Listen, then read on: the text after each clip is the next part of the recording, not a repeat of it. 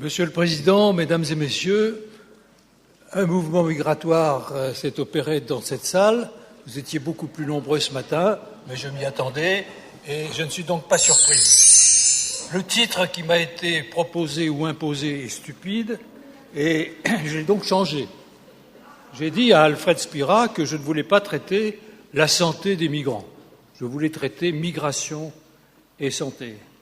Migration et santé des migrants. C'est un titre plus intelligent parce que les problèmes de santé des migrants sont directement liés à leur parcours, à leur arrivée. Le parcours les diminue ou les tue et leur arrivée, quand ils ont survécu, les achève. Le mauvais accueil, le mésaccueil de nos sociétés à l'égard de ceux qui migrent est tragique. Alors, je ne sais pas sur quel bouton il faut appeler. On m'a dit de faire une clé, je l'ai faite. Mais comment s'en servir? Personne ne me l'a dit. Est-ce qu'on peut... Qu'est-ce que tu veux passer à la suivante? Regarde, pour la suivante, c'est à droite. Eh bien, écoutez, pendant 50 ans, j'ai essayé de me faire valoir en affichant ce slogan que je vous demande de bien vouloir adopter et répercuter. Parce que c'est vrai, les gens heureux ne migrent pas. Quitter son pays, quitter son foyer, quitter son métier quand on en a un, ou à la recherche d'un emploi quand on n'en a pas, c'est toujours une tragédie. Donc les gens heureux ne migrent pas, il faut le répéter, les gens ne viennent pas pour prendre quelque chose ici, ils viennent parce qu'ils n'ont pas ailleurs. Et je voudrais rappeler des évidences, mais qui sont importantes parce que ce sont celles qu'on doit diffuser. Les migrations humaines, ça n'est pas un phénomène conjoncturel, c'est un phénomène structurel. Ça a toujours existé, ça existera toujours. L'homme migre, a migré ou migrera. Alfred Spira, Marc Gentilini, Anne Hidalgo, Manuel Valls et même Kosciuszko, adouci de Morizet, ce n'est pas des patronymes celtes ou gaulois. Donc, on vient de partout. Et finalement, ce n'est pas forcément une mauvaise chose pour le pays que nous avons adopté et qui nous a adoptés. Mais le monde des migrants, c'est très important. Regardez, ça représente 250 millions environ. C'est la 4e ou 5e nation du monde, les migrants. Et la migration, autre remarque importante, c'est un problème douloureux. C'est tragique souvent. L'actualité nous le démontre. Et c'est un problème toujours extrêmement complexe. De sorte que ceux qui disent qu'ils ont une solution sont des menteurs, des tricheurs. Aucune solution miraculeuse, aucune solution immédiate, durable, face à une situation qui, par définition, est évolutive. C'est une famille. C'est rare que ce soit une famille. Le plus souvent, c'est un homme seul. Et ce qui caractérise le migrant, c'est que c'est un homme en bonne santé. C'est pas le plus souvent, on en trouve quelques-uns, mais ce ne sont pas des infirmes, des gens diminués physiquement, ce sont des gens en bonne santé qu'on fait migrer ou qui migrent spontanément, qui s'en vont pour préparer l'arrivée ultérieure des familles quand ils le peuvent et quand les familles peuvent les suivre. Alors, les définitions n'ont aucun intérêt, mais il faut quand même qu'on en parle. Les migrants sont des émigrés ou des immigrés. Les immigrants sont légaux, régularisés au départ, ça arrivait beaucoup autrefois, M. Lopret s'en souvient sûrement, en Algérie, il y avait des centres qui permettaient de repérer, de décider de la qualité physique de ceux qu'on appelait à partir. Ou alors, il y avait des centres à l'arrivée, où ils sont illégaux et régularisables, et s'ils sont régularisables, c'est parfait. S'ils ne sont pas régularisables, le problème commence à se compliquer. Ce sont des clandestins qui sont expulsables, mais qui ne sont pas expulsés dans 90% des cas. Les immigrés sont des touristes, c'est les migrations des loisirs. Comment peut-on être heureux en visitant des pays pauvres? Je n'ai jamais très bien compris, mais ça existe. Et par cargo. Comment peut-on aussi être heureux? Car il y a des migrants économiques très particuliers qui sont ceux qui fuient les règles fiscales en France. Ceux-là aussi sont peut-être heureux ailleurs, mais je n'en suis pas tout à fait convaincu. Ce qui compte pour nous, ce sont les migrations économiques, c'est-à-dire les migrants, les travailleurs migrants, et les autres migrations qui sont des migrations politiques, des migrations confessionnelles, qu'on appelle parfois des fugitifs. Et ces migrations, on voudrait les séparer des migrations du travail. Je crois que c'est stupide, difficile, impossible, et que c'est injuste, car celui qui migre pour son travail, c'est un migrant douloureux, comme le migrant politique ou le migrant confessionnel. Puis enfin, il y a les îles Kiribati, les migrants climatiques, le réchauffement, mais ça, c'est une autre affaire, mais il va falloir y penser et prévoir. Mesdames et messieurs, je voudrais vous rappeler quelques chiffres que vous connaissez bien, mais que j'ai présentés de façon un peu manichéenne sur cette diapositive, mais ils sont vrais. Premièrement, 1 milliard d'affamés dans le monde, c'est-à-dire de sous-alimentés chroniques. Ce n'est pas la famine, mais c'est souvent la disette. Il y a une différence entre les deux. 1 milliard d'assoiffés. J'ai présidé la très modeste Académie de l'eau que le prix Nobel français avait créée, et de médecine, et cette Académie de l'eau a défendu la place du milliard d'assoiffés. 1 milliard d'affamés, 1 milliard d'assoiffés, 1,5 milliard sans assainissement. C'est très important et c'est très dramatique souvent et ça favorise les maladies transmises par tout ce que vous pouvez imaginer, les maladies parasitaires et bactériennes et virales, en particulier toutes les affections transmissibles. 1,2 milliard sans électricité, 1 milliard avec moins d'1 euro par jour. Et on pourrait ajouter 4,5 milliards de gens qui n'ont pas accès à Internet. Alors l'Europe, face à tous ces affamés, assoiffés, sans assainissement, qu'est-ce que c'est? L'Europe, selon Angela Merkel, j'ai de bonnes références. C'est 7% de la population mondiale. C'est 25% de la richesse mondiale. Et c'est 50% des dépenses sociales mondiales. Comment voulez-vous que ce continent n'attire pas? Alors en face, un autre continent qui attire, mais c'est 320 millions d'habitants en 2015 aux États-Unis d'Amérique, donc c'est effrayant quand même. Mais vous faites bien la différence. Si vous regardez les journaux, si vous regardez la télévision, vous voyez bien que les migrants que l'on voit à Calais, à Vintimille ou à Paris ou ailleurs ne sont pas obèses, ceux-là. Or, aux États-Unis, il y a, entre nous, 90 millions d'obèses qui, si je puis dire, pèsent lourd, dont 13 millions d'enfants. Heureusement, ça décroît.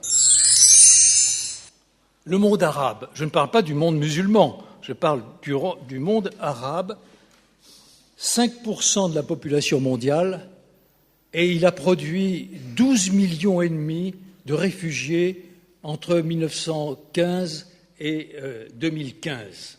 20% du total des personnes déplacées dans le monde. Regardez les chiffres pour l'Irak, c'est 3 millions, presque 3,5 millions de sunnites qui sont refoulés en périphérie. 4 millions de Syriens qui sont déplacés à l'intérieur de la Syrie ou hors frontières. Et puis le Yémen, récemment, ajoute son demi-million de déplacés. Et puis il y a le Liban qui accueille 1 million de Syriens pour, je crois, je ne sais plus exactement, 4 millions d'habitants. C'est pas beaucoup, mais c'est énorme. Alors, on parle de migration. Je suis affolé de voir l'ignorance de nos compatriotes sur ce qui constitue leur présent et leur avenir. Ils ne savent pas ce que c'est que le Conseil de l'Europe, créé en 1949 et comprenant 47 États, 800 millions d'habitants. Ils ne savent pas ce que c'est que l'Union européenne, créée par le traité de Rome en 1957, 28 États, 500 millions d'habitants. Ils ne savent pas ce que c'est exactement que la zone euro, où le Royaume-Uni et la Norvège sont sortis, alors qu'ils font partie des États de l'Union européenne, ils n'en font pas partie de la zone euro.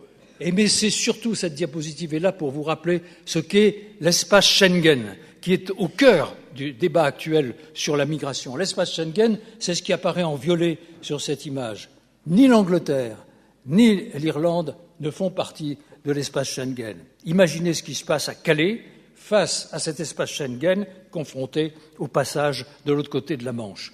Et par contre, l'Islande fait partie de l'espace Schengen. Cet espace Schengen, localité, comme vous le savez, du Luxembourg, c'est l'élimination des contrôles frontaliers entre les États signataires. Et c'est en même temps, ce qu'on oublie de rappeler, le renforcement des contrôles aux frontières extérieures. Je veux dire un mot de l'expérience que j'ai eue. Monsieur Jean-François Mattei a bien voulu rappeler ce matin que je l'avais précédé dans les fonctions de président de la Croix-Rouge, et j'ai eu, pendant cette période, à gérer le centre de Sangatte, pas le camp de Sangatte, comme on l'a dit malhonnêtement, le centre de Sangatte. Nous avons commencé, à la demande de Mme Aubry et de M. Chevènement, j'ai ouvert le centre de Sangatte pour 200 migrants. Nous l'avons fermé sur ordre du ministre de l'Intérieur, M. Nicolas Sarkozy, 2 ans plus tard, à peu près, avec 2000 migrants. C'est-à-dire que chaque jour, la Croix-Rouge française avait à distribuer 2000 repas le matin, 2000 repas à midi, 2000 repas le soir, 6000 repas par jour, 365 jours par an, à des migrants qui étaient des Kurdes, des Afghans et bien d'autres. Et c'était absolument tragique de voir comment ces gens s'accrochaient à un passage hypothétique en Angleterre, alors qu'on leur proposait éventuellement de régulariser leur situation et de faire des demandes d'accueil comme réfugiés en France. Et c'est dans cette période-là, j'ai vécu des moments très douloureux que je me permets de dénoncer ici. Il y en a vraiment assez de la concurrence entre organisations non gouvernementales, entre organisations humanitaires sur place. On doit s'unir. La concurrence, sûrement pas. Pour plus de cohérence, il faut que les associations cèdent. Or, nous avons eu pendant cette période à nous battre contre des démarches plus ou moins honnêtes de certaines autres associations qui croyaient que la Croix-Rouge touchait des sommes considérables pour venir au secours des migrants.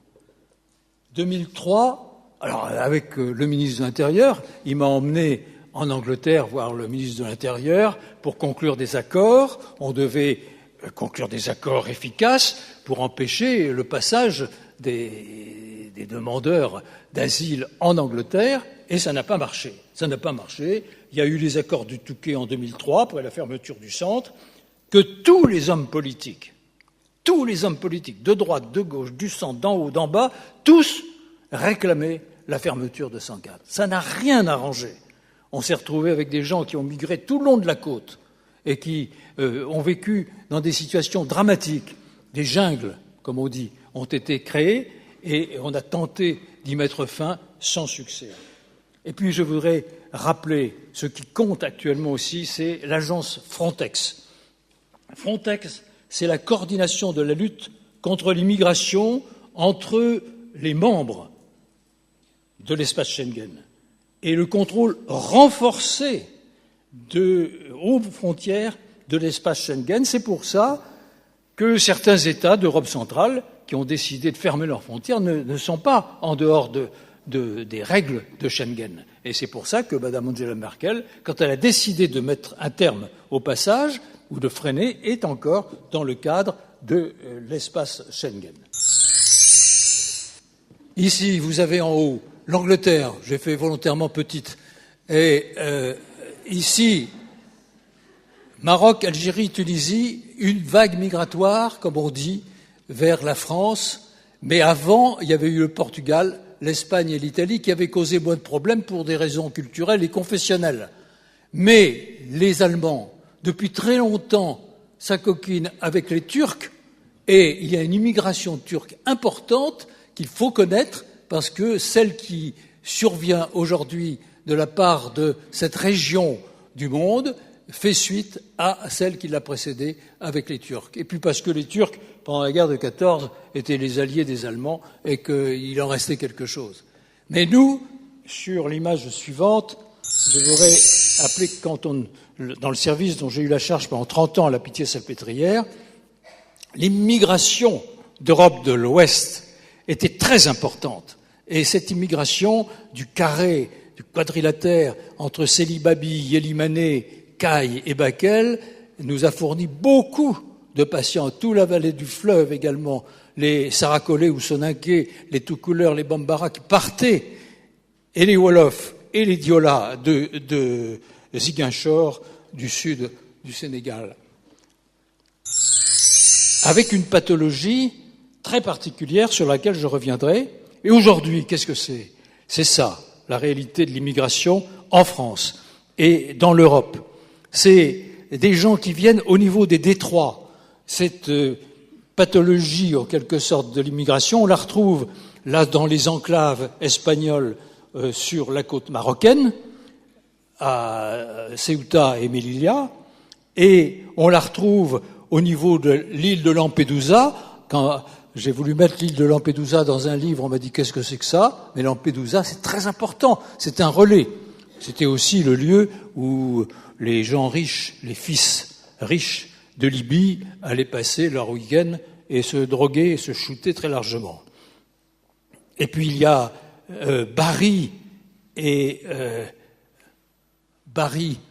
la côte italienne et l'Albanie, un passage, cette zone traditionnelle de passage entre la Turquie et l'Europe, proprement dite, et évidemment tout ce que vous savez des bateaux de la Méditerranée. Il y a eu 500 000 personnes, 650 même peut-être, qui sont passées depuis le 1er janvier 2015 en Europe, et il y a 3 000 morts en Méditerranée. Je ne sais pas comment on peut encore aller se baigner du côté de Cannes ou de Nice. Heureusement, il y a un peu de boue par là.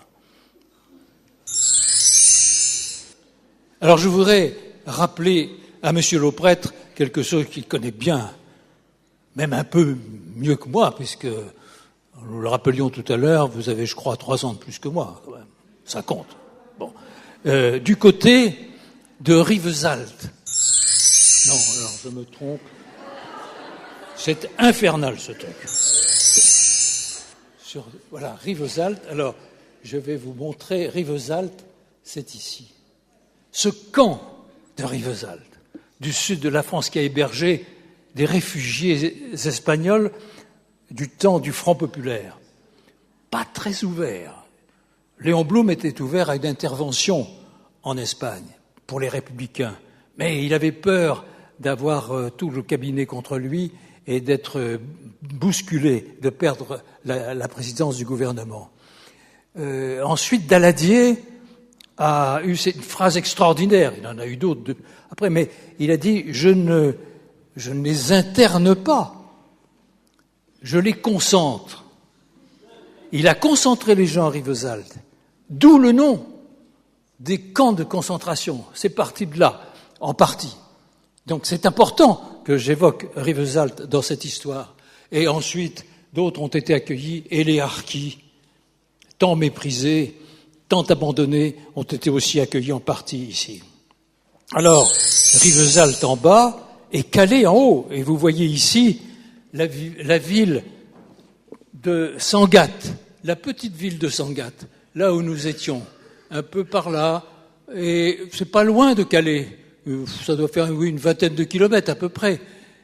Et je vous disais que tous les hommes politiques étaient contre l'ouverture de ce centre ou contre le maintien de ce centre. Je suis allé là-bas avec Nicolas Sarkozy et le député de l'endroit, qui était Jacques Lang, et qui était tout à fait pour aussi la fermeture de Sangatte.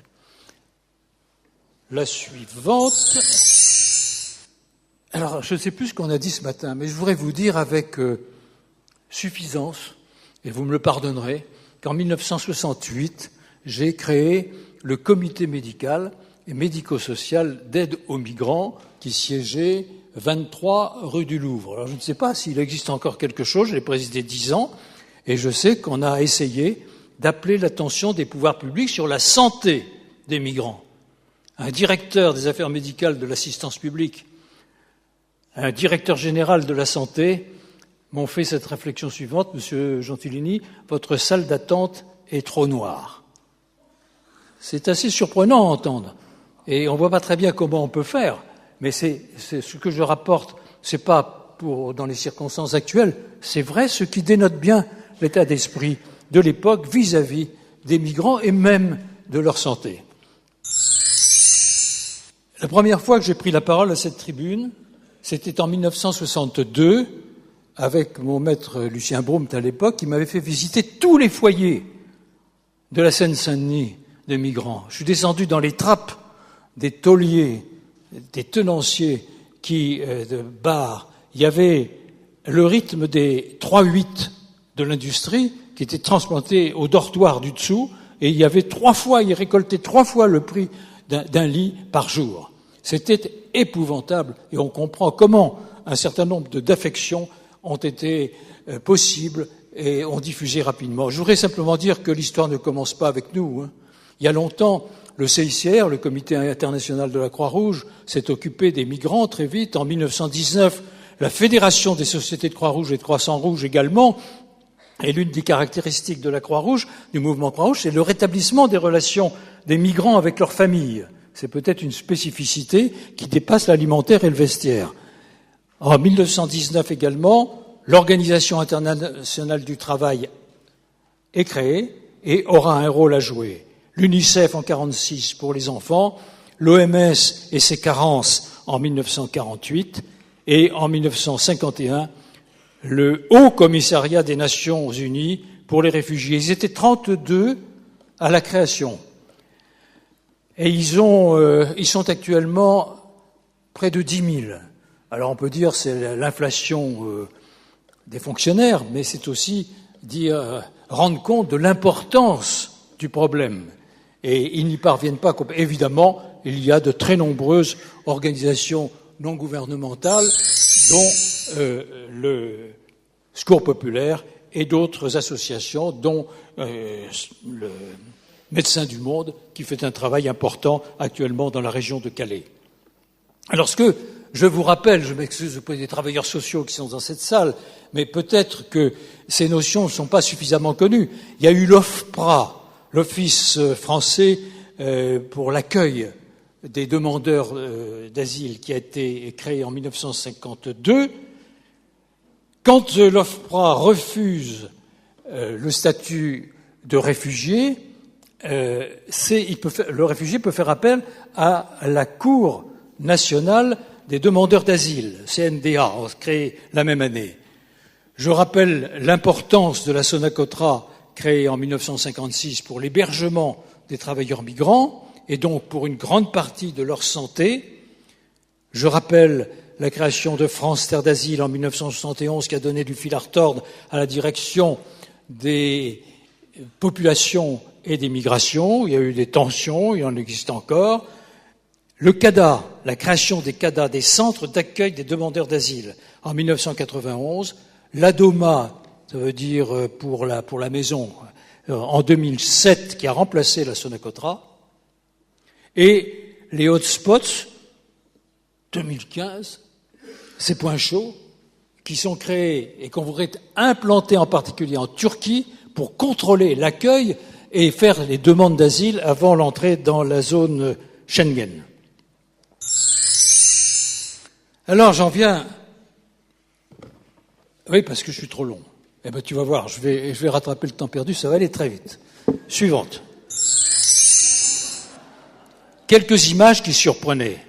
Mais comme elles surprenaient également, et je reviens en arrière, puisque j'ai la possibilité, Là, la filière de Médine, c'était impressionnant pour les gens dans les salles. On avait du succès quand on enlevait une filière de Médine sur un bâtonnet. C'est terminé, tout ça. Et ça n'existe pratiquement plus, ou très peu. En tout cas, ça ne fait plus peur à personne. Les médecins du travail, tout le monde sait ce que c'est, alors qu'ils ignoraient complètement la filière de Médine, la chylurie de la filariose lymphatique, les complications des bilharzioses, et j'en viens à la pathologie d'acquisition, deuxième volet, dominée par la tuberculose et par les maladies liées à l'environnement sur lesquelles il faudrait avoir beaucoup plus de temps. Vous ne saurez rien de ces images puisque vous êtes pressés. Simplement, retenez que les migrants souffrent de maladies ordinaires de la société européenne, plus que de maladies exotiques, que les migrants sont éprouvés par la migration qui les rend vulnérables et que prévenir l'altération de leur santé en améliorant la migration et les relations des migrants avec la société, c'est presque plus important que de les soigner. Alors, quelques points particuliers, si Alfred Spira me le permet, et en 5 points. D'abord la mer, tu peux pas refuser ça. La mer, ah non, mais c'est pas ça. C'est la pathologie bon, je passe, mais retenez quand même l'habitat indigne. J'ai été chargé de coordonner le plan santé-environnement numéro 2, 2009-2013. Et j'avais insisté pour qu'on lutte contre l'habitat indigne. 13 mètres carrés pour 4, avec, enfin, vous connaissez ça très bien, mais c'est effrayant, c'est ça qui est intolérable, et que tous les hommes politiques se sont engagés à lutter contre, mais ils n'y sont pas parvenus. La femme, sa place, son rôle, sa fécondité, la mère, la surveillance de la grossesse, la rubéole, la toxoplasmose, le VIH, les anémies, l'enfant, pardon, il faut que je revienne en arrière, l'enfant, c'est bientôt fini Alfred, l'enfant, c'est l'émergence de l'enfant de 0 à 5 ans. Et parmi ces affections, on ne parle pas du saturnisme, de la peinture écaillée des logements indignes, mais je vous parle de la drépanocytose. La drépanocytose, c'est la maladie génétique la plus importante de l'Île-de-France. Or, c'était celle qui était ignorée à la télévision, ceux qui recueillaient de l'argent pour lutter contre les maladies génétiques, jusqu'à ce qu'on se batte et qu'on obtienne réparation. Il y avait aussi, sur l'image précédente, le vieux. Ce qu'il faut retenir, c'est que la migration actuelle se féminise et vieillit. Et il n'y a rien de plus triste que la présence des vieux travailleurs retraités dans les foyers isolés. Alors, vous donnerez vos soins gratuits à l'indigent, il faut quand même le rappeler, c'est banal, on a juré, quelques-uns ici, en tout cas, on l'a suivi, et pour qu'il n'y ait plus ces images qui correspondent pour les 3 cercueils devant aux enfants, et alors une dernière image, c'est celle d'un ministre, très sympathique, très volontariste, et très ouvert. Il était passé d'un poste de député de gauche à un poste de ministre de droite. Et j'étais allé le voir, il était chargé de l'immigration, je lui avais dit, Monsieur le ministre, je pense qu'il faudrait faire en 2009 les états généraux de la migration. Il m'a dit, c'est une bonne idée, mais je ne peux pas le faire. Bon, mais par contre, je peux vous donner une place de conseiller technique à mon ministre. Je lui ai dit, non, je ne viens pas vous demander une place de conseiller technique, je n'ai plus l'âge pour ça, et même rémunéré, ça ne m'intéresse pas. Alors, ça en est resté là, c'est dommage qu'il n'y ait pas un pouvoir politique, une voix politique très forte pour appeler l'attention, non pas quand il y a des crises graves comme celle que nous vivons actuellement, mais celles qui durent. C'est permanent, je veux dire, c'est structurel, encore une fois, c'est pas conjoncturel. Et je voudrais vous dire, monsieur le prêtre et monsieur Spira, que dans le titre que vous avez pris, pauvreté, précarité, il manque un P, c'est promiscuité. Ce qui compte aussi, c'est la promiscuité pour les maladies transmissibles dans les foyers ou ailleurs, de la tuberculose à la gale. C'est terrible, la promiscuité. Alors il faut lutter contre ça. Je n'ai pas fait grand-chose dans ma vie, mais j'ai fait un livre de médecine tropicale, qui est un 6e, c'est ma page de pub, et qui en est à sa 6e édition. Bon, et j'ai écrit une nouvelle préface. Si vous voulez ne pas la lire, vous ne la lirez pas. Elle est ici, vous pouvez la poser. Mais il y a 2 phrases à retenir. Premièrement, la première phrase, c'est « la pauvreté, première des maladies ». Et la dernière phrase, parce que ça nous donne de l'espoir, c'est que malgré tout ce qu'on voit, tout ce qu'on déplore dans le monde, toutes les tueries, c'est l'homme, ce miracle. Merci.